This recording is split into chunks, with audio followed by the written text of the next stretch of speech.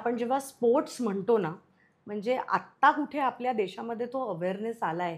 Cricket सोडून लोकं इतर पण स्पोर्ट्स फॉलो करतायत आणि माझ्या मते बायका जे करू शकतात, आता मी माझ्यावरनं सांगते, की एक शिस्तबद्ध नियोजन, कुठल्याही गोष्टीला प्लॅनिंग लागतं, कुठल्याही गोष्टीला कोऑर्डिनेशन लागतं, कुठल्याही गोष्टीला प्रॉपर एक्झिक्युशन लागतं आणि मला असं वाटतं, की प्रत्येक बाईकडे हे उपजतच असतं. वाह!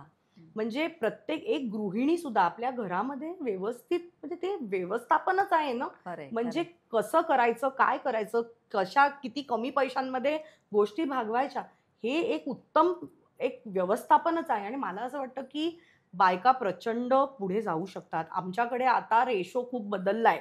म्हणजे आधी तर सुरुवातीला फक्त मुलं होती. हा एक मेजर चॅलेंज होता आम्हाला, की सांगून, की बाबा मुलीसुद्धा ह्याच्यात येऊ शकतात.